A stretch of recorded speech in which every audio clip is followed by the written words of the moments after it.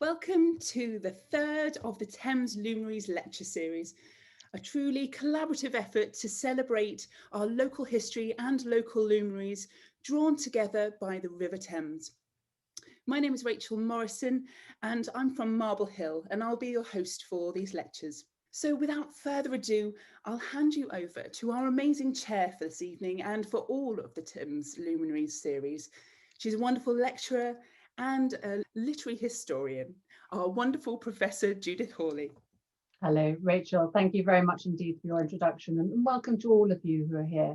We have already at least 650 attendees, and you're very welcome to this, the third of our series of talks. There are 9 historic organisations who have joined together to put on these talks for you.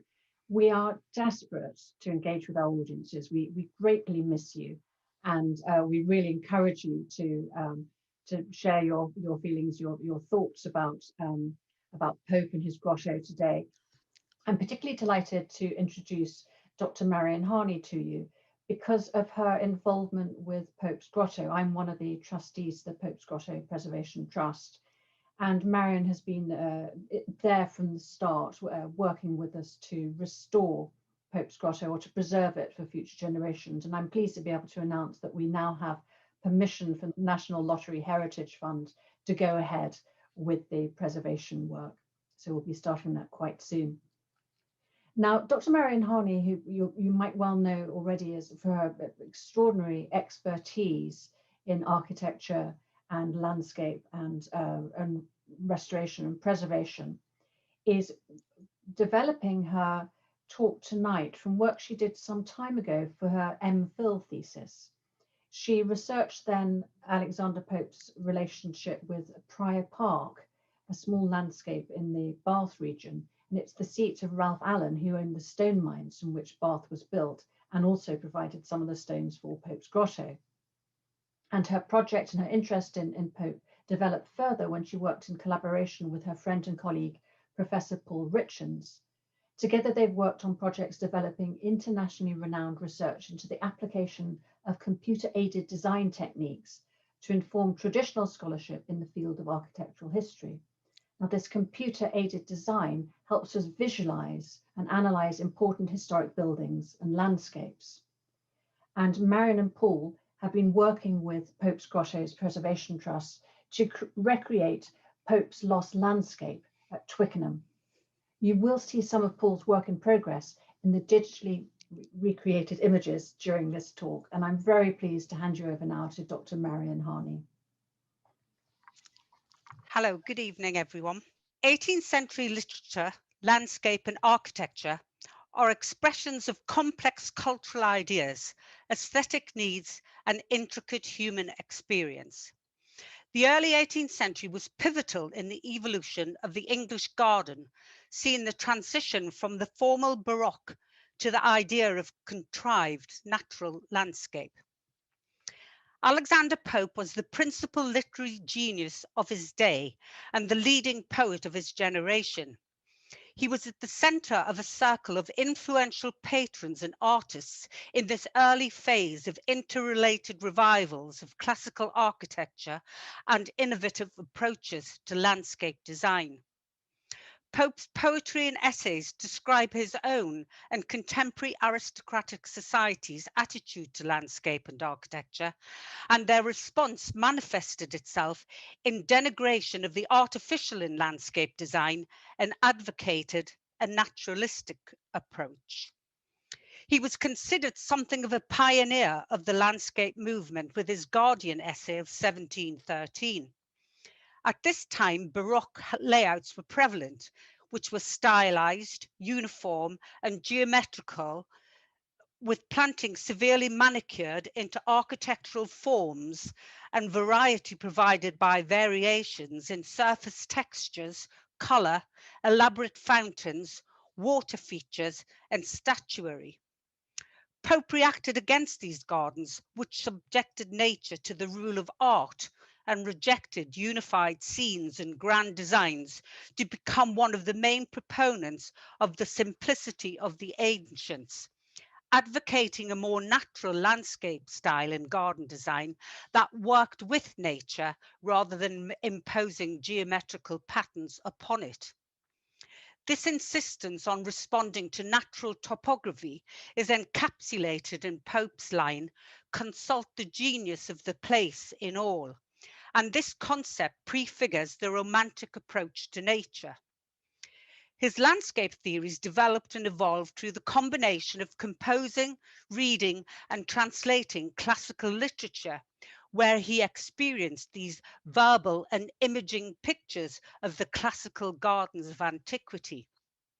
Painting also played a significant role in the development of his aesthetics, and the gardens projected by Pope followed the classical literary tradition in using art, architecture, and idealized landscape. The pictorial effects carefully contrive to evoke moods in landscape.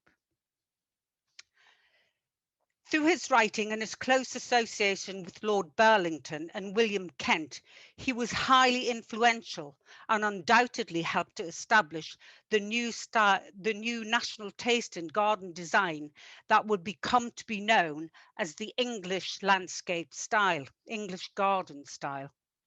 The Palladian revival in England, led by Lord Burlington, created a new architectural style with emphasis on reviving the classical architecture of Roman antiquity. It was to create a national aesthetic based on an ideal ancient culture with precedents of moral and aesthetic standards, and models of behavior were to become the new taste, and their essential qualities of propriety, simplicity, truth, and elegance would be used to define new aesthetics of rationalism, restraint, politeness, and virtue. Palladianism and Pope's theory of poetic landscapes both have their origins in the antiquity of classical Rome, and the context of the Palladian revival, the building and the landscape were inseparable. Pope's desire to create poetic landscapes based on this antiquity and illusion was an influential concept and natural extension into the garden of the iconography used in the interior. The poetic garden framed the scene, but always striving to find an appropriate balance between art and nature. This idealization of nature and celebration of rural life and the purity and simplicity of the early Roman buildings had a significant literary provenance in the poetry of Virgil, Horace, and Homer, and other writers like Pliny and Vitruvius. Pope knew these antecedents, having translated the descriptions of the gardens of Alcinous from Homer's Odyssey in 1713. And other examples of the amiable simplicity of unadorned nature are all significantly descriptions from the classical poets. Pliny's detailed accounts of his two villas at Laurentum and Tifernum were particularly influential. The publication of Robert Castell's The Villa of the Ancients Illustrated also played an important role, as it contained detailed descriptions of the layout of Pliny's villas and reconstructions of his Roman gardens. And as you'll see, this slide here is the one of Pliny's gardens at Laurentum, and we'll see Tifernum in a little while. Pope contrasts these gardens, which were ornamental but also utilitarian and practical, containing an orchard, vineyard, and herb and kitchen garden, with the contemporary practice of impractical and contrived formal gardens, in order to denigrate the latter, using a device he deployed throughout his literary career of correction by ridicule.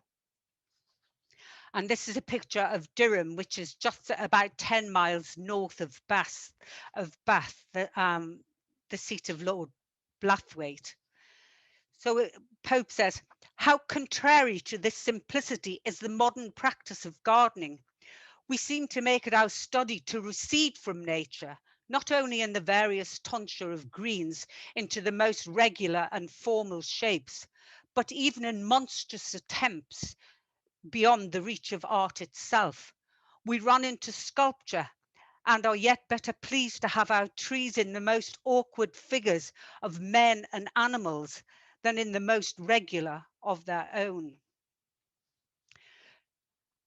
Pope's satirizing of this penchant for topiary was to effect the change from formal and contrived, and instead promoting the creation of idealized landscapes which invoked antiquity, declaring, "There is certainly something in the amiable simplicity of unadorned nature that spreads over the mind a more noble sort of tranquility and a loftier sensation of pleasure than can be raised from the nicer scenes of art."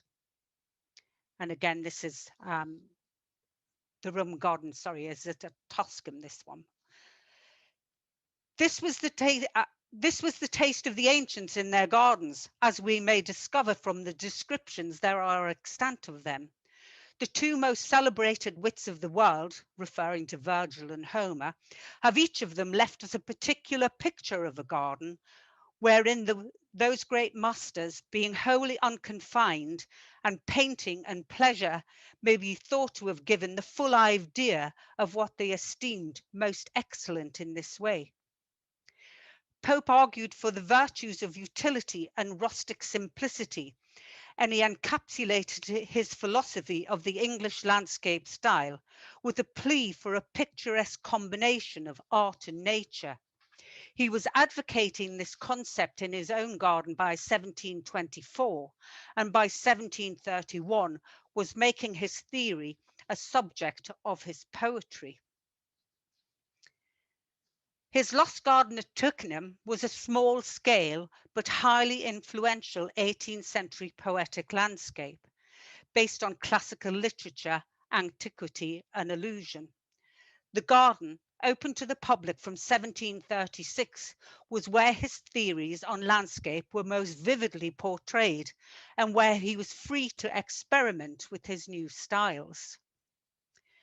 However, it is important to understand the cultural importance of the early 18th century villa in relation to Pope's decision to live in a suburban villa residence rather than in the city.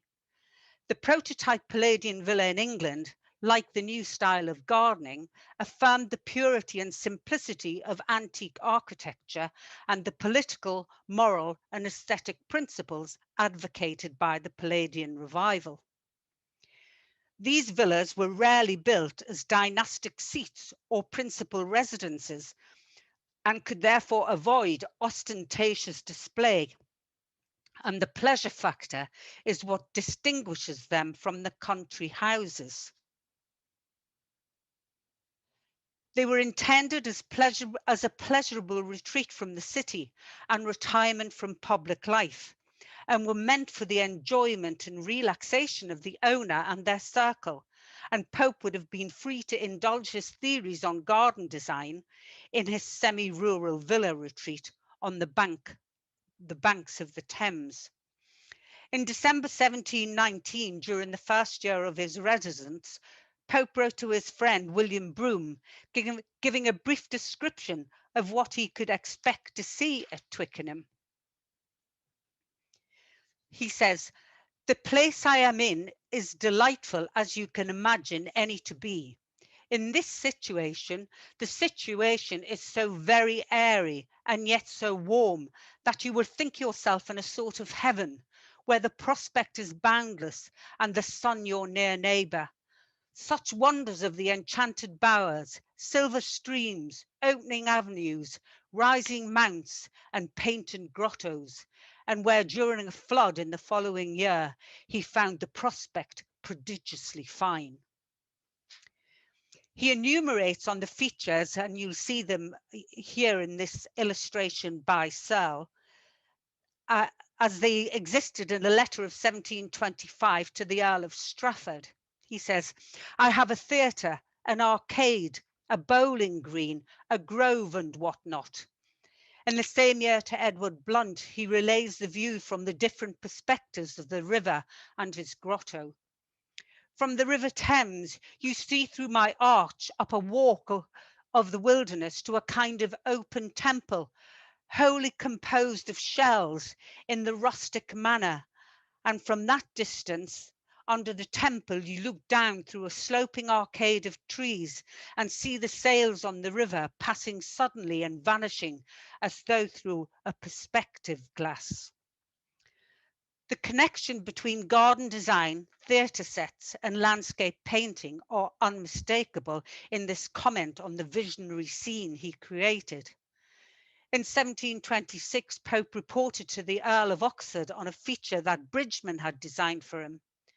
"I've just turfed a little Bridgmanic theatre myself," and in 1733 he wrote to Carlyle that he will be received into the garden through a triumphal arch. Further additions were in place by 1735, when writing to William Fortescue we learn, "I am building a stone obelisk, making 2 new ovens and stoves and a hothouse for ananas," which are what we know as pineapples. Pope's obelisk seats and urns were relocated in the early 1840s to Gopshall from Pope's villa when it was owned by Sophia Howe, and conveyed by coal barge via the Aspie de la Juste Canal. They went to Penhouse in Buckinghamshire in 1919 when Gopshall was sold, and they're still there now. It is obvious from these exchanges that although Pope's 5-acre garden is small, he devised a varied, interesting and entertaining layout that demonstrated innovative landscape effects of perspective and colour. It was an evolving working model for experimenting with his ideas. It contained a variety of different scenes composed of thick groves and intricate winding paths connecting various open rooms and arbours enclosed by dense planting. Here he also created a wilderness and private recesses obscured from public view by judicious planting, as well as more structured features of walks and slopes. In his anecdotes, Joseph Spence recalled Pope stating that all the beauties of gardening might be comprehended in one word: variety, and this was exemplified in the layout of the main axis of his garden. The central axis running from east to west gave it symmetry, but this was broken by a bowling green and contrasted either side with the regularity and variety in the inner recesses, with urns and statues interspersed amongst the verdure to be glimpsed on the perambulation. He constructed mounts to take advantage of calling in the country prospects into the landscape beyond, and smaller viewing points to specific picturesque compositions within the garden itself. This extract from an anonymous contributor to the Newcastle General magazine in 1748 gives a contemporary account of the garden. Near the bounds of the garden, the trees unite themselves more closely together and cover the hedges with a thick shade, which prevents all from prying without and preserves the privacy of the interior parts. These wilderness groves are either quincunxes or cut through by many narrow serpentine walks. And as we recede from the boundary and approach towards the centre, the scene opens and becomes less entangled. The alleys widen, the walks grow broader, and either terminate in small green plots of the finest turf or lead to the Shell Temple. And all these latest images you've been seeing are the ones that Paul has recreated digitally from the descriptions and the research we did into the landscape itself. And the extract continues. The middle of the garden approaches nearest to a lawn, open green, but it is delightfully diversified with banks and hillocks, which are entirely covered with thickets of laurel, bay, holly, and many other evergreens and shrubs, where nature freely lays forth the branches and disports uncontrolled. Pope's garden, like Pliny's, also contained a practical kitchen garden and a small garden house, 2 hothouses for pineapples, a vineyard, and of course his famous grotto. It is inevitable that many of the features that Pope decided were necessary for his own garden at Twickenham and his experiments with perspective and optical illusions would be translated to other gardens that he was involved with. His correspondence makes clear that the value placed on his opinion and approvals in matters of garden design. For example, a letter to Martha Blunt in 1718 is an example of the subject on which Pope's opinion was considered to be invaluable. Describing a typical day spent at Cirencester Park with Lord Bathurst, he says, "I write an hour or two every morning, then ride out a hunting upon the downs, eat heartily, talk tender sentiments with Lord B, or draw plans for houses and gardens, open avenues, cut glades, plant firs, contrive waterworks, all very fine and beautiful in our own imagination." He influenced many of the principal gardens of the early 18th century, including Stowe, Chiswick, Cirencester Park, and here Prior Park, Riskins, Sherborne, Marble Hill, and Bevis Mount for Lady Peterborough, whose garden, he says, I have engaged to finish. Both the plan of the gardens at Marble Hill and the plan of his own garden at Twickenham, drawn by his gardener Searle, had strong similarities with Prior Park, where Pope's correspondence link him directly with the wilderness area, which I'll show you in a moment, to the west of the lawn, so you can see where the winding paths to the right of the picture here, that is the wilderness area, and the construction of walks and prospects through the woodland area, the management of water, the grotto and its associated cascade, sculptures, statuary, and plantations, all of which were located in this section of the garden. Other references link him with the Sham Bridge, and this would suggest that he was responsible for the layout of the wilderness in its entirety. And this is a diagrammatic drawing from the Conservation Management Plan for Prior Park, which gives you the detail of inside of the wilderness area. So Prior Park and Marble Hill both featured central lawns with flanking planting and focal points, grottos, stores and kitchen garden on one side, and plantations crossed by paths with serpentine walks through groves and circular cabinet areas in the other.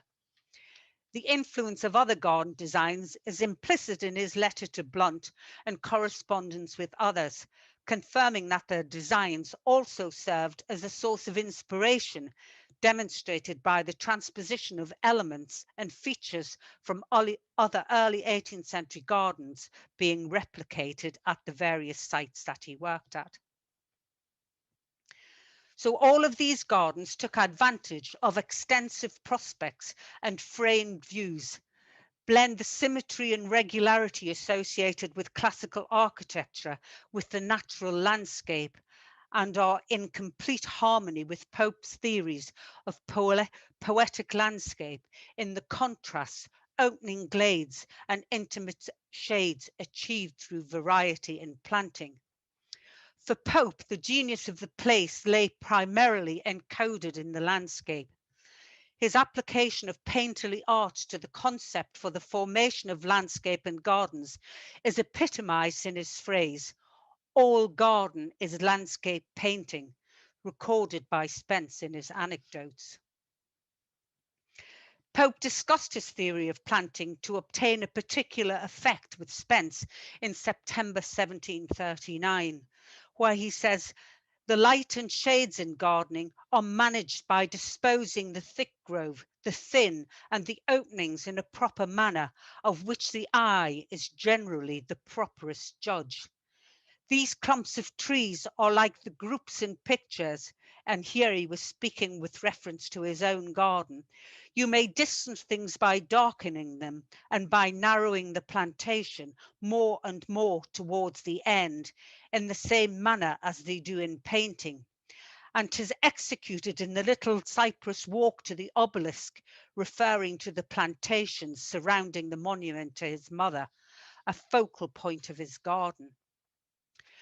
Pope also used criteria from painting and created sensations of depth and mood through light and shade, and used perspective and grouping in order to achieve variety and an element of surprise, reiterating the principle of his theories in 1742-3, when Spence recorded him saying, "All the rules of gardening are reducible to three heads: the contrasts, the management of surprises, and the concealment of the bounds." Pope believed nature was discovered in and brought to perfection by art. Arts are taken from nature, and after 1,000 vain efforts for improvements, are best when they return to their first simplicity. So all the evidence suggests that he placed particular importance on prospect in the gardens of antiquity, confirming that prospect and the picturesque were guiding principles behind his designs. I shall let his neighbour Horace Walpole have the last word on Pope's success as a garden designer. Writing in his History of the Modern Taste in Gardening, he states, "There was little of affected modesty in the latter, when he said of all his works he was most proud of his garden, and yet it was a singular effort of art and taste to impress so much variety and scenery on a spot of 5 acres. The passing through the gloom from the grotto to the opening day, the retiring and again assembling shades, the dusky groves, the larger lawn, and the solemnity of the termination at the cypresses that lead up to his mother's tomb are managed with exquisite judgment. And though Lord Peterborough assisted him to form his quincunx and to rank his vines, those were not the most pleasing ingredients of his little perspective." Thank you. So I'll move on to the final slide.